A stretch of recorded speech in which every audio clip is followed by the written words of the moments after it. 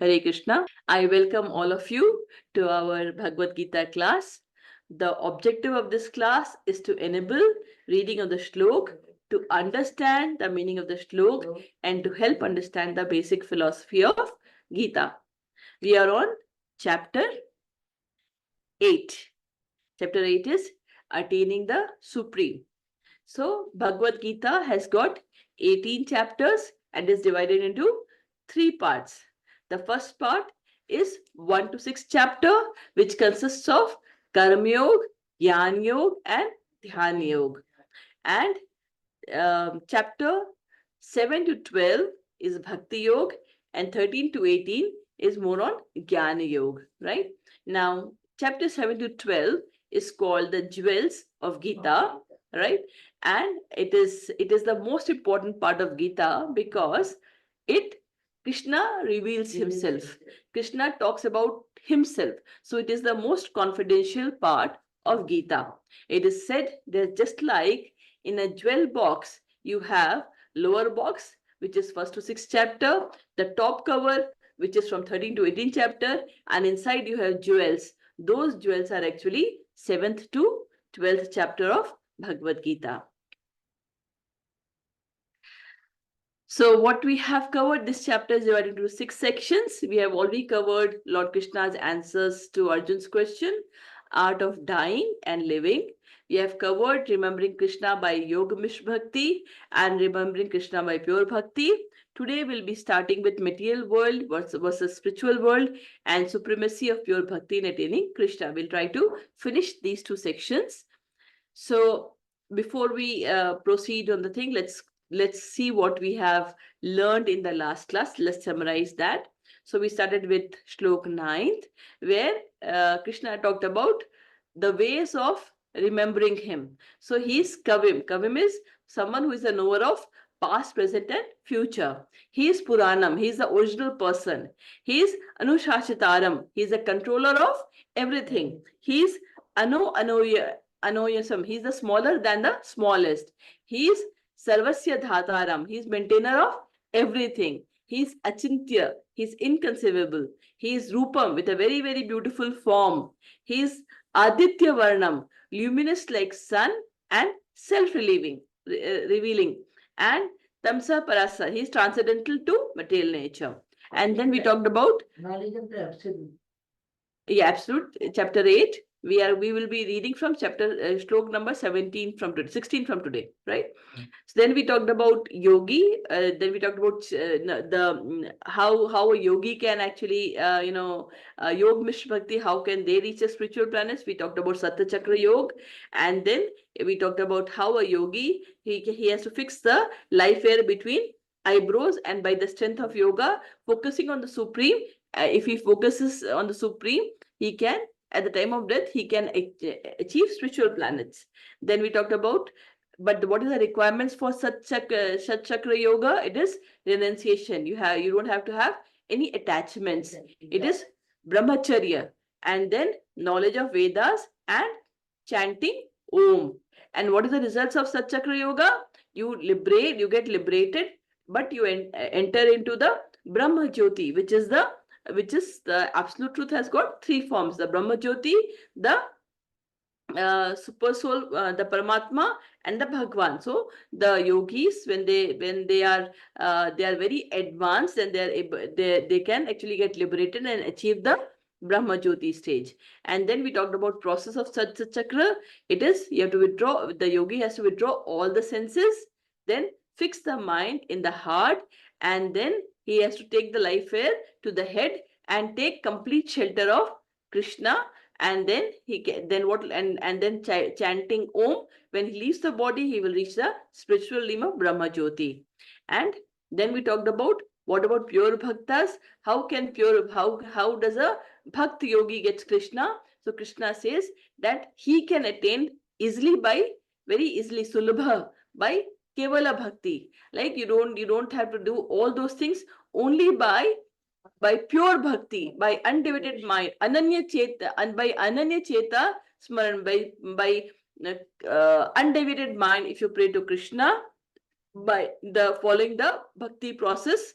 Now the Shravanam, Kirtanam, Vishnu Smaranam, Pada Sevanam, Archanam, Vandanam, Dasyam, Sakyam, Atmanivedam, complete surrender. Then what happens? It is very, very easy to achieve Krishna. And then what is the benefit of attaining Krishna? There is no rebirth for Kevala Bhakti. Who are Kevala Bhakti? They are pure devotees, right? And then for any other yogis, basically rebirth in all is possible, but not for the pure devotees. This is what we actually concluded in the last chapter. So today we'll start with we will go from 17 to 22 shlok. We'll try to cover this, and our focus will be material world versus spiritual world. So what does Krishna say? So we'll go with the 16th shlok first. Krishna says, the 16th shloka Krishna we read in the last class. A Brahma Bhuvana Loka Punaravritti Arjuna Mamupetya tu Konteya Punarjanna Vidyate. He says the pure bhaktas who actually worship me alone, then what happens? You Mamupetya tu Konteya, when you attain my abode, what happens? Punarjanma na Vidyate. You rebirth, you don't take birth again. Basically, you get completely liberated. But a Brahma Bhuvana Loka Punavrati, till Brahma Loka. Anyone who goes till Brahma Loka, Punar Avriti, O Arjuna. O Arjun, it is from there also there is a return. After they complete their stay in Brahma Lok, they will again return back. But only when someone reaches Krishna abode, that is Golok Vrindavan Dham, what happens? He will not come back again. Vaikuntha, Golok Vrindavan, he will not come back again. Yeah, so this is what we did in the last class. So let us now start from Shlok 17th. Sahasrayuga Paryantam Mahar Yad Brahmano Viduhu Ratrim Yug Sahastrantam Teho Ratra Vido Janaha Sahasrayug Paryantam Ahar Yad Brahmano Viduhu Ratrim Yug Sahastrantam Teho Ratra Vido Janaha. So what Krishna says? Sahasra Yug Paryantam. Sahasra means thousands. Thousand yug. Paryantam. Ahar means day. Ahar means day. Ahar yat brahmano vidu. Vidu is no. The day of the Brahma is equivalent to Sahasra Yug. It is thousands of yuga. Chatur Yuga is the day of Brahma, and Ratri. Ratri is night. Yug Sahastanta. And also the night of Brahma is equivalent to thousands of yug. Tam te ahoratra virojana. So that is the day and night of Brahma. Right? So he was trying to tell that all the planets, even the planets of till Brahma Lok, you have a rebirth. Even Brahma is not, even the planet of Brahma is something which will finally it will get basically destroyed. Finally, it will get destroyed. So even anyone who reaches the Brahma Lok also, they will have to take rebirth again. And then he's talking about life of Brahma. The life of Brahma is how much? It is thousands of yug. Yeah. And that is the day. And thousands of yug is equivalent to also night of Brahma. Right. So now let us read the English translation. By human calculation, 1,000 ages taken together, form the duration of Brahma's one day. And such also is the duration of his night. Right? Now let us do this calculation. What is Chaturyug? Chaturyug. So what he's saying when you say Chaturyug? A Chaturyug, the 4 yug, it consists of Satyug, Treta Yug, Dwapar Yug, and Kal Yug. So that is 4 yug. Yeah, and that's called Chaturyug. Yeah. So how much is one day of Brahma? It is thousands cycle of Chaturyug. Right? 1,000 into the 4 yugas. Now how much is the age? How many? Now that is the Brahma's day. Now if I have to calculate that in terms of our years, in terms of earth years, in the way we live for us 1 year and all, how many years it is? So let us look at Kali Yuga. What is the duration of Kali Yuga? Kali Yuga is 4,32,000 years. Kali Yuga is 4,32,000 years. 5,000 years back, Kali Yuga started. 5,200 plus years, Kali Yuga started when Krishna actually, before that Krishna was there. Krishna left and then Kali Yuga started, right? So 4,32,000 years is the duration of Kali Yuga. And if you multiply each by into 2, then what will happen? 4,32 into 2 is 8,64. That 1,000 years, that is the age of Dwapar Yuga. Okay, it is double the Kali Yuga is Dwapar Yuga. And how much is Treta Yuga? It is 3 times the Kali Yuga. So 3 times Kali Yuga of 4,32,000 is 12,96,000. Right? 4 3 the 12. So 12,96,000 is the age of Treta Yuga. And Satyug is 4 times the Kali Yuga. It is 17,28,000 years. Yeah. So it means one Chaturyug, which consists of Satyug, Treta Yuga, Dwapar Yuga and Kali Yuga, is 43,20,000 years. That is equivalent to one Chaturyug. And 1 day of Brahma is 1,000 cycles of Chaturyug. So it means 1,000 times 43,22,000 is basically 1 day of Brahma. And what is the life of Brahma? Life of Brahma is 100 years in as per that age. So 100 years, and for us 1 year is how much? 365 days. So that is the day, and total life of Brahma 1 day plus 1 night is equivalent. So into 2, that becomes the age of Brahma. Yeah, and this age, which is equivalent to 40 billion earth years or 311 trillion. So if we see, yes, Brahma's, that is long, but still it is not permanent. It is still temporary, because it will finally get annihilated. It is finally get destroyed. Understood? So Brahma is also has a limited. So this is the life cycle of Brahma. Now what happens is, during the day of Brahma, creation happens. During the day of Brahma, creation happens. And during the night of Brahma, destruction happens. Right? So that is how the relation of, when creation happens, we call it Sarga. Sarga means creation. And when the destruction happens, we call it Pralay. Right? Now, that is in 1 day. When Brahma completes its 100 years, then what happens? When Brahma completes its 100 years, at that time, Mahapralay happens. Mahapralay means everything gets destroyed. And when the day comes, then what happens? After millions and millions of years, when the day comes, everything gets manifested again. So let us read the next slok, which is 18, slok 18. Avyaktad vyaktaya sarva prabhavantya aharagame ratragame praliyante tatreva avyakta sangyake avyaktad vyaktaya sarva prabhavantya ahar agame ratri agame praliyante tatreva avyakta sangyake. So Avyakta. Now here it explains, this shlok explains how exactly the living entities gets created. Right? It talks about that.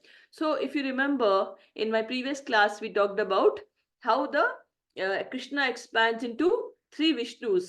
We talked about the Mahavishnu, and then we talked about expansion of Mahavishnu is Garbhodakshaya Vishnu, and expansion of Garbhodakshaya Vishnu is Kshirodakshaya Vishnu. Yeah, Mahavishnu is also called Karnodakshaya Vishnu. It's also called Karnodakshaya Vishnu. So Mahavishnu, from his when he breathes, what happens? From his spores, lots of universe gets created. From his skin pores, lots of universe gets created. Now, in each of this universe, and then Mahavishnu expands as Garbhodakshaya Vishnu. And this Garbhodakshaya Vishnu, in each universe, there is one Garbhodakshaya Vishnu.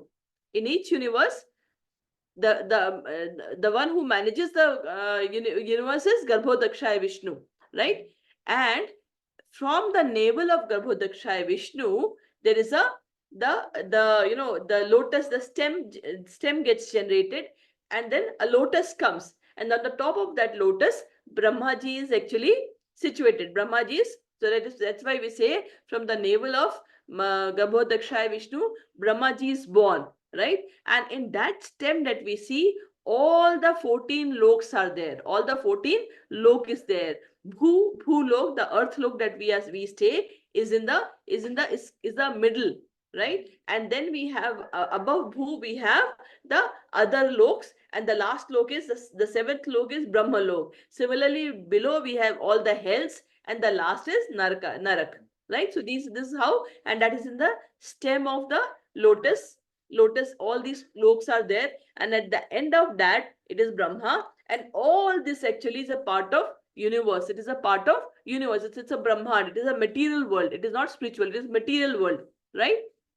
And then from Garbhodakshaya Vishnu, Kshirodakshaya Vishnu gets expanded, and Kshirodakshaya Vishnu actually lives in the heart of each and every living entity.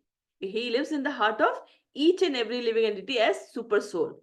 It is Kshirodakshaya Vishnu who is in the heart as super soul, right? We talked about that. Now we are talking about Brahma's day. So what happened? Avyaktad vyaktaya sarva. Sarva is all. Prabhavantya ahar agame. Ahar means day. Ahar means day. Ahar agame. Agame means at the beginning of the day. At the beginning, agame is coming. So what happens in the beginning of the day? What happens? Avyaktad vyaktaya. So something which was all the living entities remains.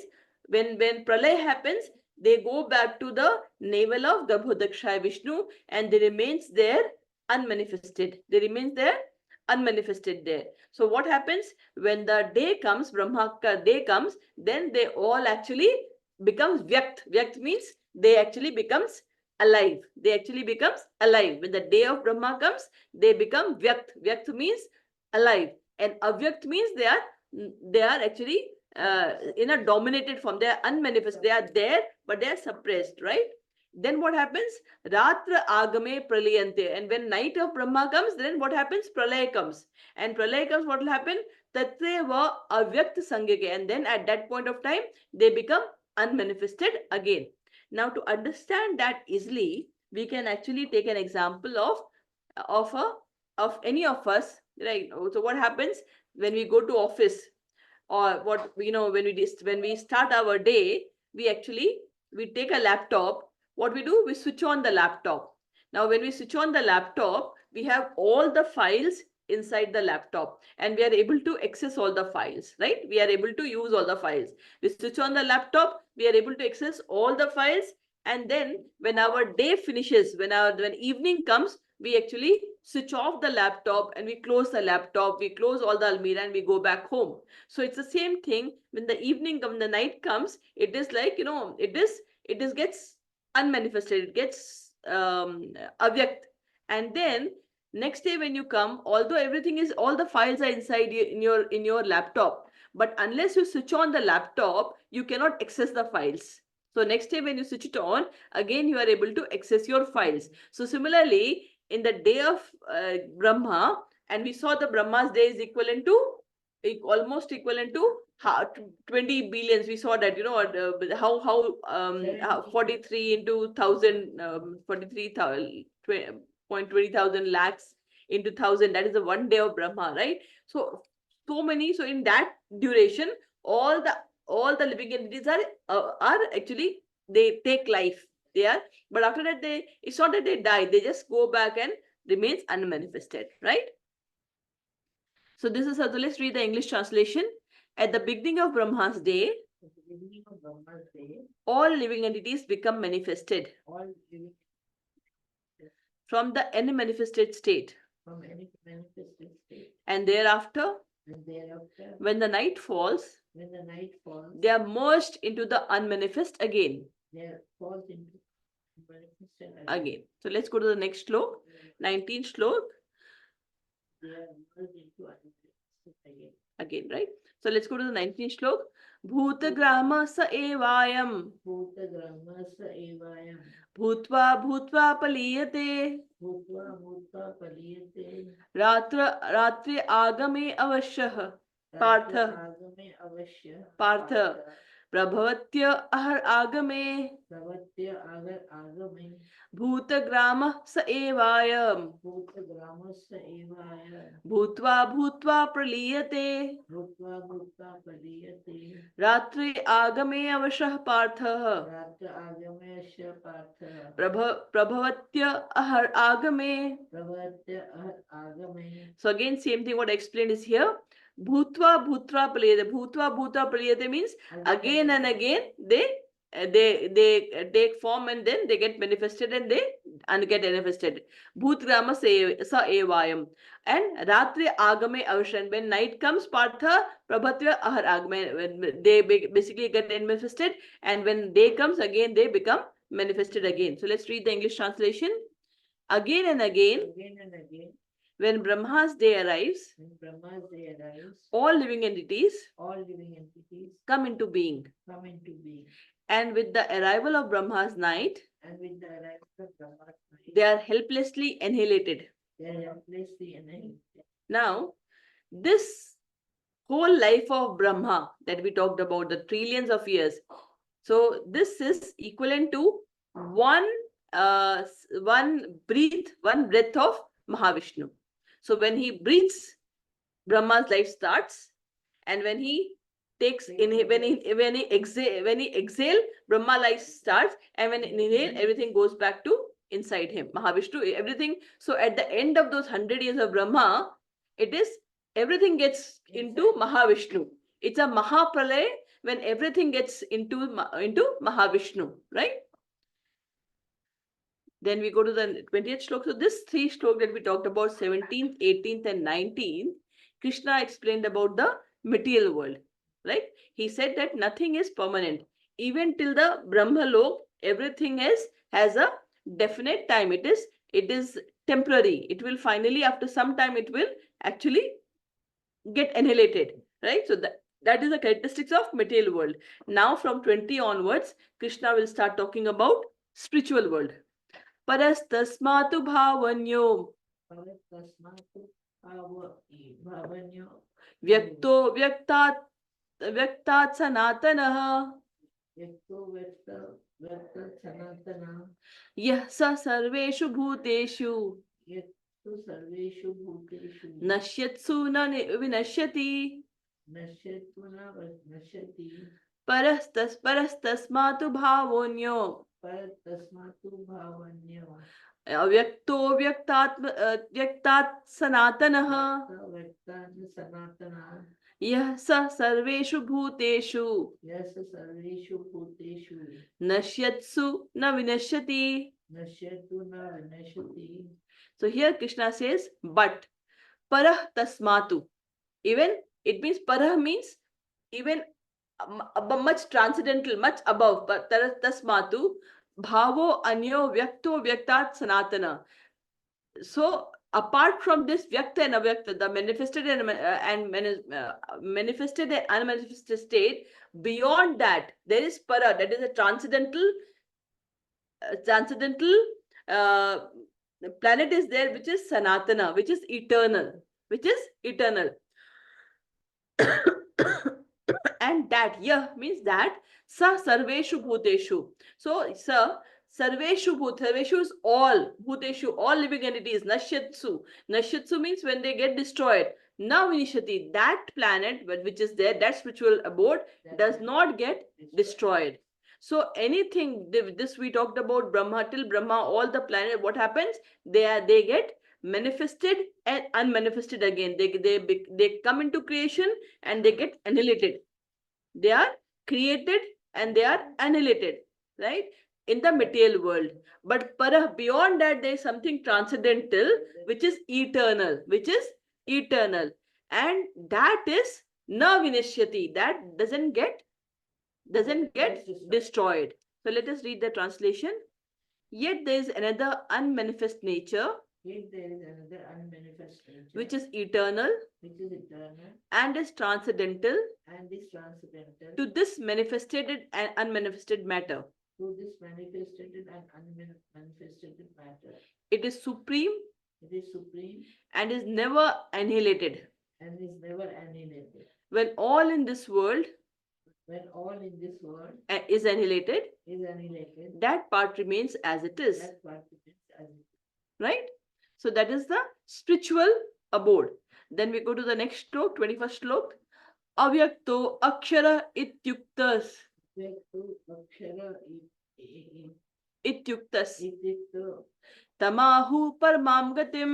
tamahu paramam gatim Yam prapya na nivartante. yam prapana nivartanti Tadhama paramam mama. tadhamma paramam Avyakto akshara ityuktas. abhyaktakshara ityuktas Tamahu paramam gatim. tamahu paramam gatim Yam prapya na nivartante. yam prapana nirvante Tadhama paramam mama. tadhamma paramam Now Krishna says, Avyakto akshara ityukta. That which is called, what is that called? Avyakta and akshara. Avyakta means unmanifested, and akshara means which is permanent. Now, unmanifested to whom? Manifested to us. We cannot see that world, that we cannot see that avyakt. It is, we can't see that planet. Akshara, which is temporary. This is what the Vedantists call it, avyakta and akshara. Tamahu paramam gatim. And that is the paramam gatim, that is the supreme destination. That is the paramam. Paramam is the highest, supreme gatim, destination. Yam prapya. After once someone achieves that, na nivartante. Na nivartante means will not come back again. Yam prapya, that is the paramam gatim, that is the supreme destination. Yam prapyam, someone who achieves that, na nivartante, cannot come back. Tad dhamam, that dham, paramam, that supreme dham, paramam is supreme, that supreme dham is mama, is mine. That supreme dham is mine. Yeah. So avyakto akshara ityuktas tamahu paramam gatim yam prapya na nivartante tad dhama paramam mama. So that which the Vedantists describe as unmanifest, that which, translation of 21, Vedantists describe as unmanifest and infallible, that which is known as the supreme destination, that place from which having attained it, one never returns, that is my supreme abode. Right? So now Krishna talks about, before he talked about the material world, right? Now he's talking about the spiritual world. He says that is the paramam gatim, that is the supreme rest. And he specifically says paramam tad dhamam paramam mama. Mama is mine. Mama is mine. And that is paramam, that is supreme. My dham is supreme. And that is avyakto and akshara. Although you cannot see it, it is avyakt to us, to normal human beings like us. It is avyakt, means we cannot see that, but it is akshara, it is permanent. And it is the paramam gatim, and that is the highest abode, highest destination. And if someone achieves that, that person will never take birth. And how to achieve that? Krishna has already explained that by ananya bhakti, not only bhakti, ananya chetasa, by totally surrender. And how can we do that? By chanting Hare Krishna, Krishna Krishna, Hare Hare, Hare Ram, Ram Ram, Hare Hare. By chanting, by doing kirtan, by hearing about Krishna, by reading scriptures, by reading Bhagavatam, by reading Bhagavad Gita, listening, because unless we read, unless we know about our scriptures, we will not know what is the truth. right? So reading this, listening to this, so hearing is very, very important. Only by hearing we learn, and when you hear, then you read. So by hearing, by doing kirtanam, by worshipping, by by doing vandana, by decorating the god, by all these are by serving him, by making prasadam for him, by offering prasadam to him, by being friend to him, by being in servant, and by total surrender, you can actually achieve Krishna, right? Now let us go to the next slok.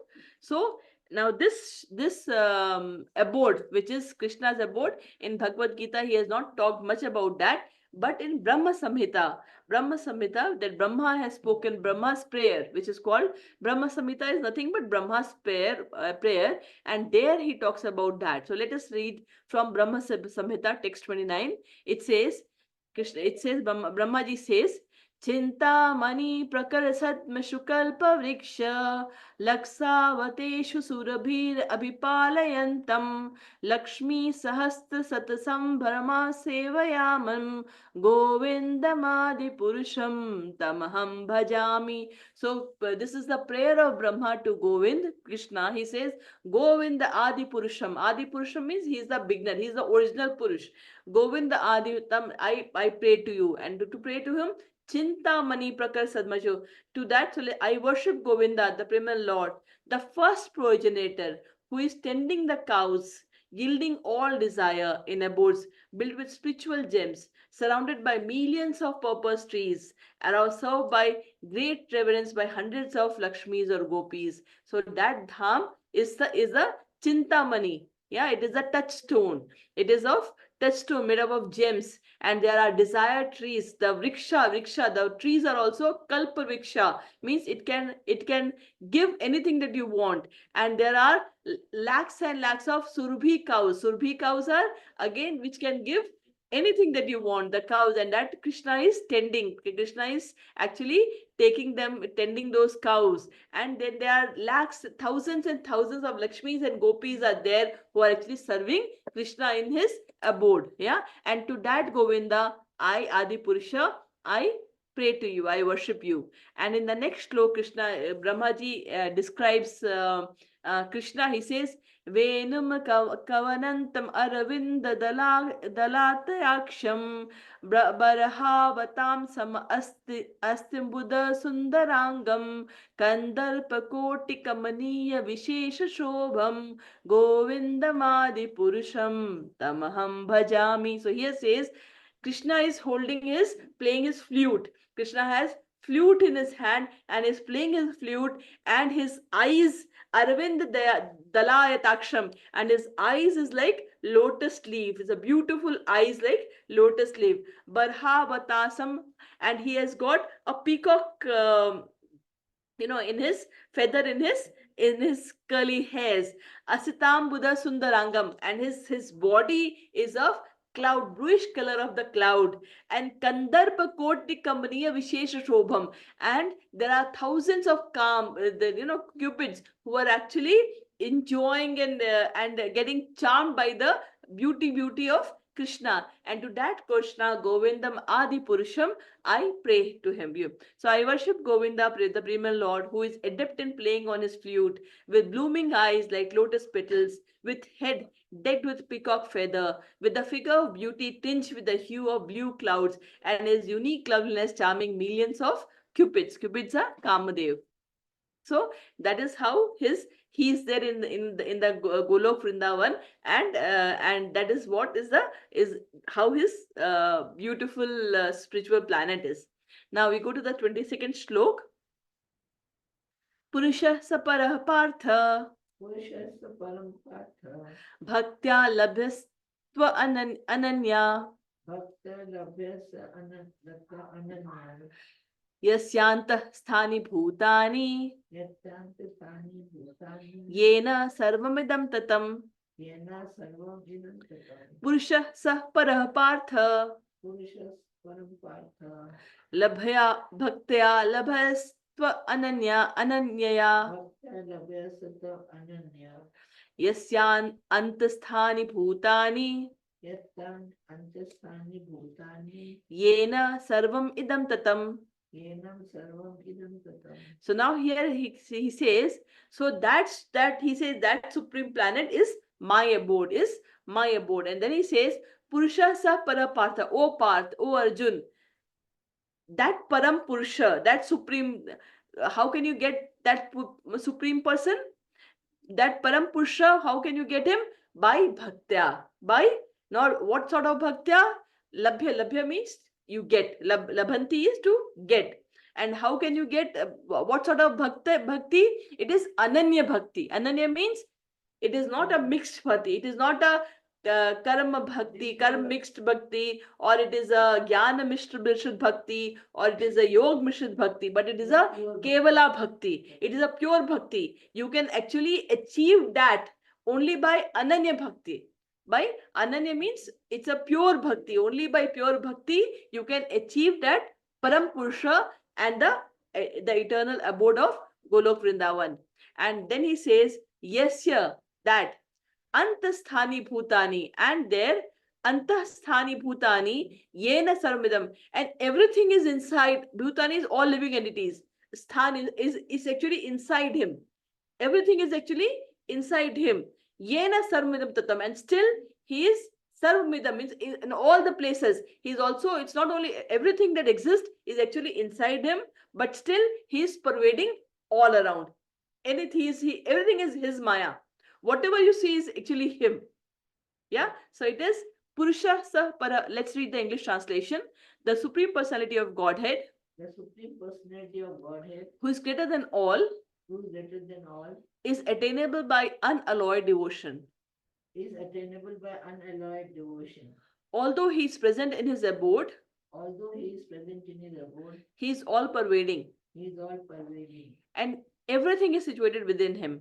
and everything is situated within him. Right? So basically, antasthani bhutani, everything is inside him, and yena sarvamidam tatha, and who is also all sarvamidam idam tatam means he's also all pervading. Yeah. And how we can achieve him? Through ananya bhakti. By ananya bhakti means it is undeviated bhakti, pure bhakti. And how do we develop bhakti? Again, what is the process? 9 process? Huh?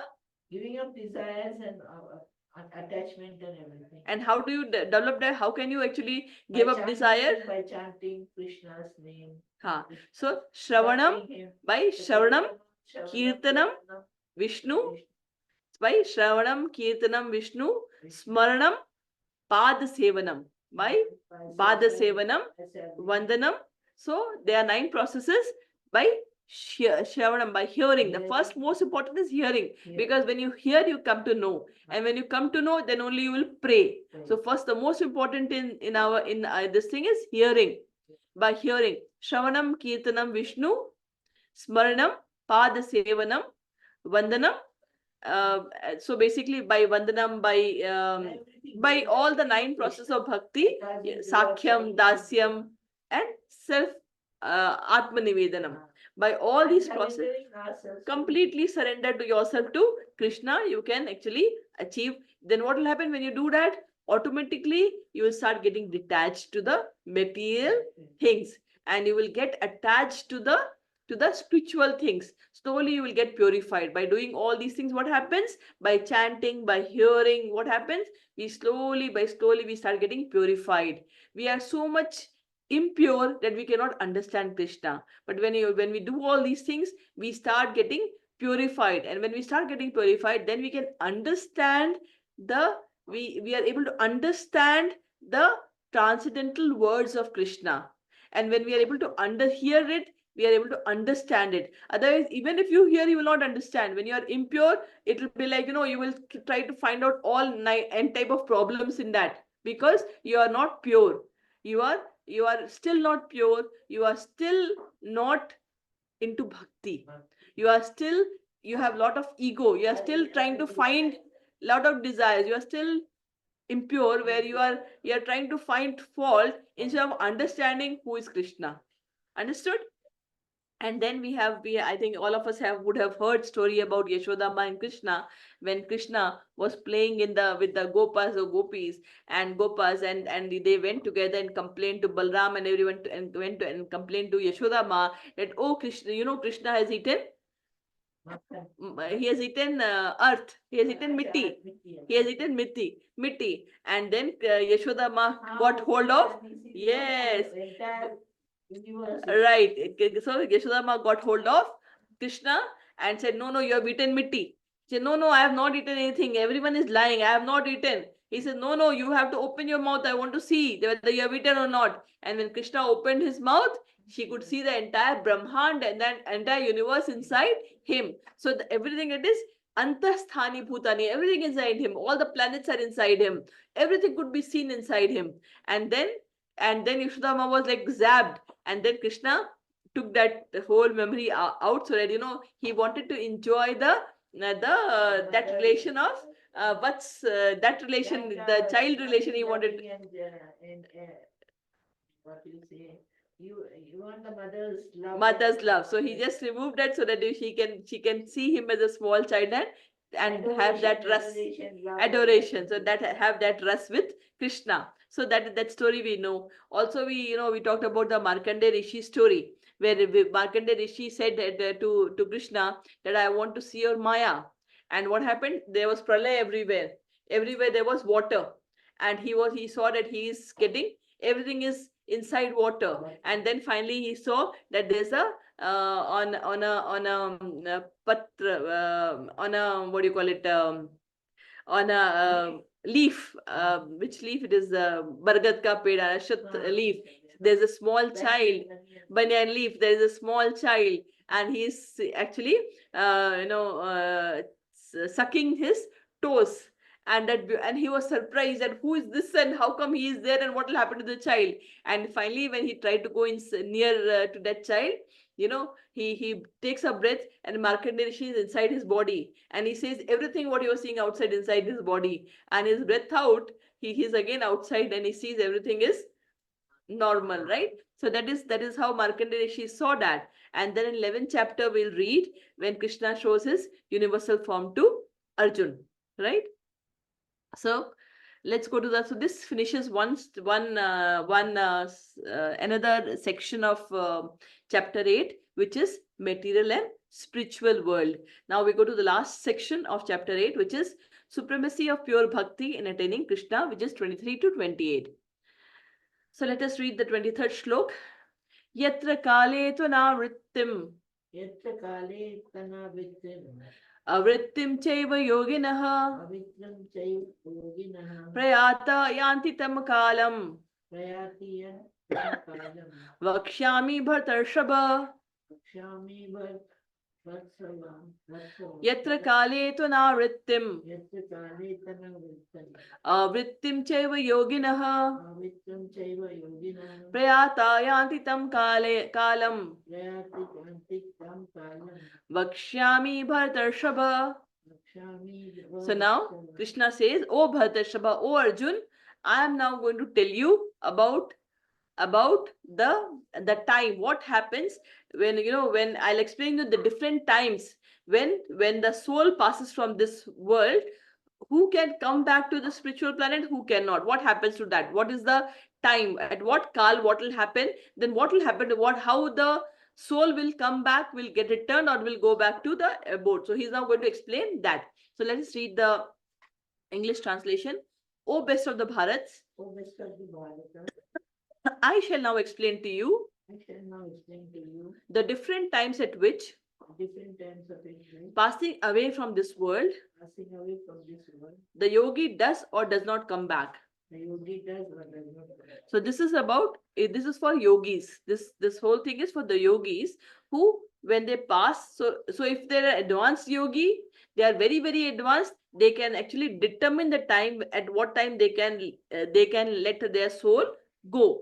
But for the yogi who are in the yogic path, and those who are in the jnani path, what will happen if they die? If those who have realized Brahma, what will happen, at what time they will die, then what will happen to their soul is what is explained here. Next shlok number 24.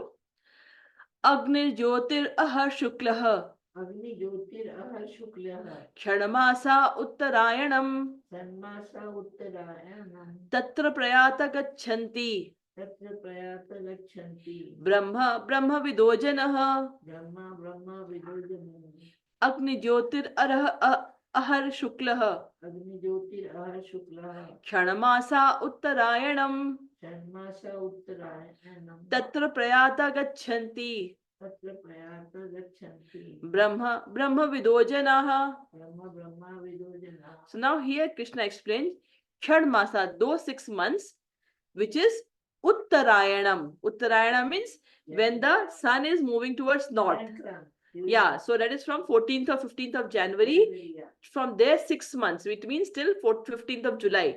So that 6 months, when the sun is moving towards north, at that 6 months, and in Shukla Paksha. So in 1 month, there are 2 Paksha. Either it is a Shukla Paksha or it is a Krishna Paksha. So if in Shukla Paksha, in the 6 months when sun is going towards north, and Agni Jyotir Ahar, it is a daytime. It is Ahar, it is a daytime, and Agni and Jyoti means fire and sun, both are there, light is there at Tatra Prayata Gachanti. And if that time the soul goes, then what will happen? Brahma Vidojana. Those people at that time, if they leave their body, they will achieve the Brahma Jyoti. What will they achieve? They'll achieve the Brahma Jyoti. Okay. So let us read the English translation. Those who know the Supreme Brahma, but who Those who know the Supreme Brahman attain that Supreme by passing away from the world during the influence of the fiery God and the light at the auspicious moment of the day, during the fortnight of waxing moon, or during the 6 months when the sun travels in the north. or during the 6 months when the sun travels in the north. So why this Chanmasa? They will achieve Brahma. So first thing is, those yogis, it is for Gyanis and yogis, they have reached the stage where they have realized Brahma. It means they have understood that they are not this material body, they are Brahma, and they are attached to Brahma. At that point of time, if they leave their body in daytime, in this, then what will happen? They'll finally achieve the Brahma Jyoti. Now let us read the next shlok, 25th shlok. धूमो रात्रिस्तथा कृष्णः धूमो रात्रिस्तथा कृष्णः क्षणमासा दक्षिणायनम् धर्माशा दक्षिणायन तत्र चन्द्रामसं ज्योतिर् तत्र चन्द्रमासं ज्योतिर् योगी प्राप्य निवर्तते योगी प्राप्य निवर्तते धूमो रात्रिस्तथा कृष्णः धूमो रात्रिस्तथा कृष्णः क्षणमासा दक्षिणायनम् धर्माशा दक्षिणायनम् तत्र चान्द्रमसं ज्योतिर् तत्र चन्द्रमासं ज्योतिर् योगी प्राप्य निवर्तते. योगी प्राप्य निवर्तते. Dhumo means smoke. When there is smoke and it is a ratri, it is a night time. Tatha Krishna, and it is a Krishna Paksh which is going on. It is a Krishna Paksh. And that Kshanamasa, that 6 months, when the sun is in Dakshinayana, when the sun is moving towards south, Tatra Chandramasam Jyotir Yogi, and then in that day, they will reach the Chandra.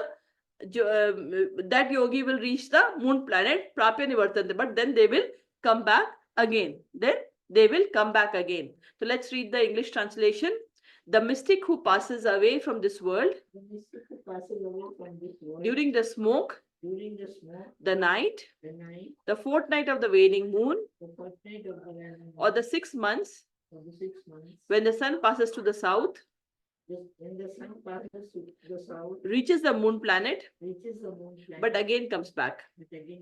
Now, why is it that, when the sun is moving towards south, then the 6 months it comes back, where the first 6 months when it is Agni and light is there? Because when now we talked about the life of Brahma, but when you talk about the life of Devi Devta, which are in the heaven and the next planet, they're from human to their day. So for human 1 year,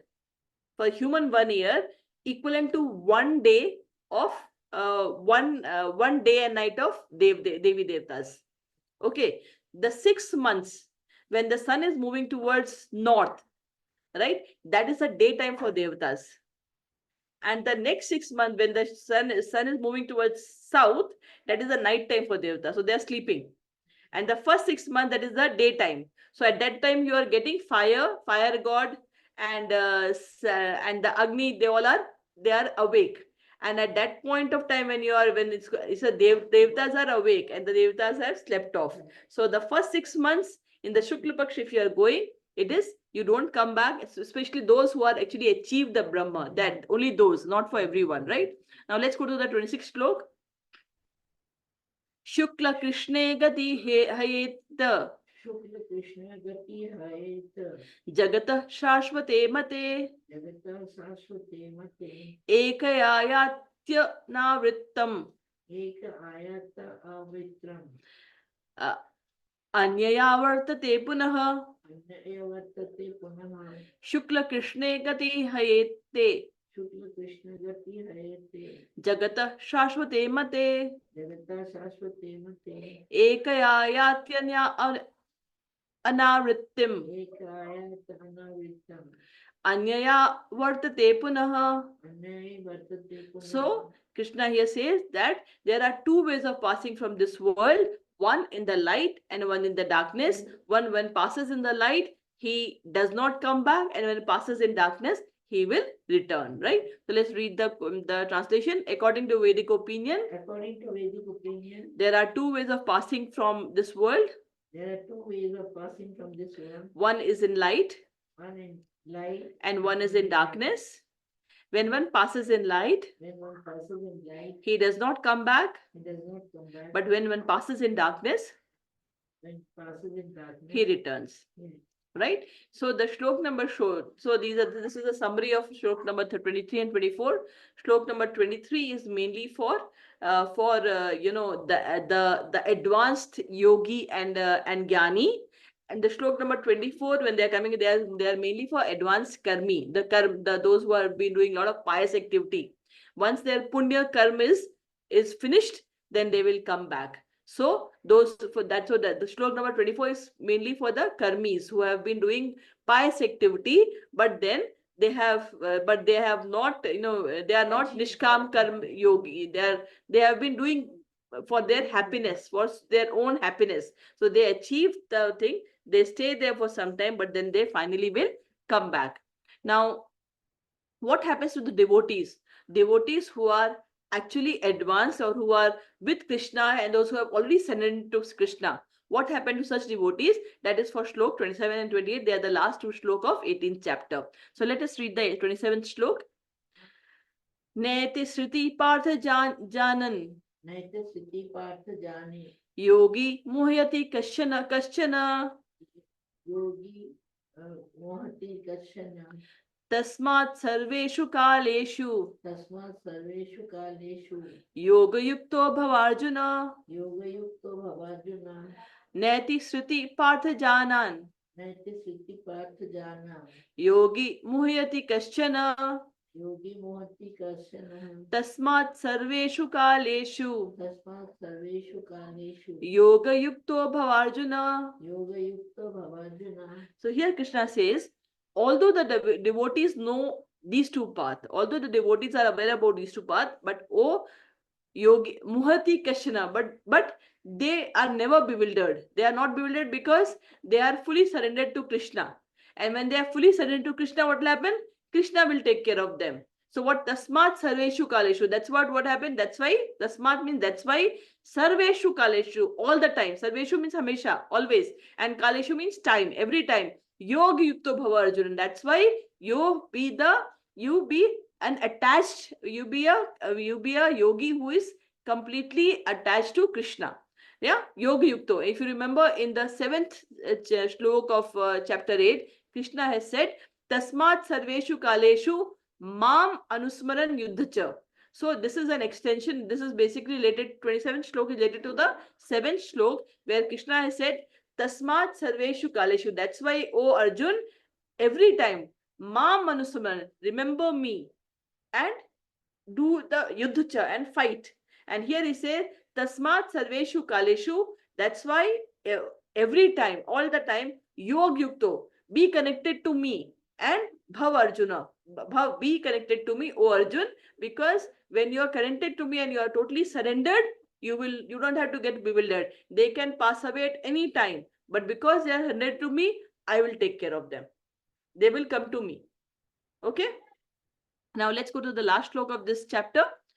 It says, Vedeshu Yaggeshu Tapassu Chaiva Vedeshu yaggeshu tapassu chaiva Daneshu Yat Punya Phalam Pradishtam daneshu yitkulam phalam pradishtam Atyeti Tat Sarvamidam Viditva atyeti tat sarvam idam viditva Yogi Paramam Sthanam Upeti Chadyam yogi paramam sthanam upayati chakra.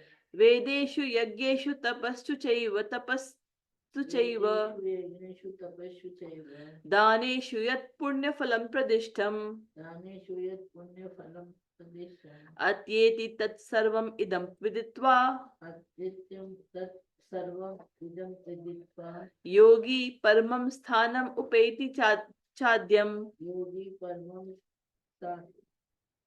sthanam upayati chakra. So this is the extension of the next last slok 27. So when someone who is always remembering him and is always yukta yogi, who is always connected to Krishna, what will happen? What will happen to those yogis, those people, those yogis who are always yukt within Krishna? Vedeshu Yagyeshu Tapasya. So whatever advantage one gets by reading the Vedas, Vedeshu, Yagyeshu, whatever punya you get by doing all the Vedas, Tapasya, by doing all the austerity, whatever phal you get, whatever phal, whatever punya you get, Daneshu Yat Punya Phalam Pradishtam, and by doing all the dan, Yat Punya Phalam Pradishtam, whatever punya you get, all those things, Atyetu Tat Sarvamidam Vaditva, Yogi Paramam Sthanabhiditva, all those things by default, the person who is totally connected to Krishna will get.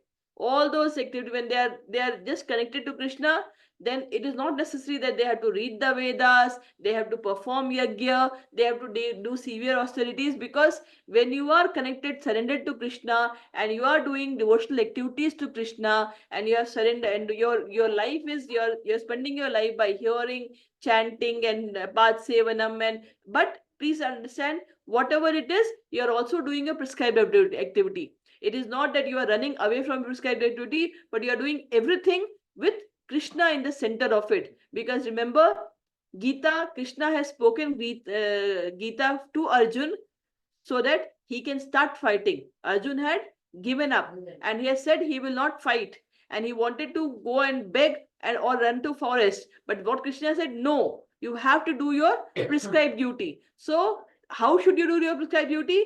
By totally surrendering to Krishna, with keeping Krishna in the center, and doing everything by that. When you do like that, then what happened? Whatever fruits one gets by reading all the Vedas, by doing all the yajna, by doing all the tap, all the dan, all the punya phal, whatever that, by default you gets. And atyeti tatsaram idam vidyat. So let's read the translation of it. A person who accepts the path of devotional service, a person who accepts the path of devotional service is not bereft of the results is not bereft of the results derived from studying the Vedas, derived from the studying the Vedas, performing sacrifices, performing sacrifices, undergoing austerities, undergoing austerity, giving charity, or pursuing philosophical and fruitive activities. and pursuing philosophical and fruitive activities. Simply by performing devotional service, Simply by performing devotional service, he attains all these. he attains all these. And at the end, Sthanam Upeti Chadyam, he achieves the supreme eternal abode. He achieves the Param Sthanam, last line of the shlok, Yogi Paramam Sthanam. He achieves the supreme sthan, Upeti Chadyam. He will achieve the eternal abode, right?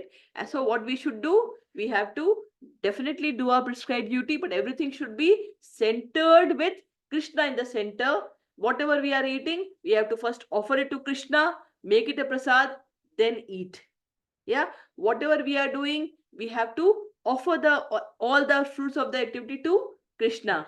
We have to, whenever we have time, we should be doing chanting of Krishna's name. We should be doing kirtan. We should be listening, hearing about Krishna. We should be reading our scriptures. We should be decorating Krishna. Our life should be revolving around Krishna. And if we can do like that, then, and if we are completely surrendered to Krishna, we don't have to worry.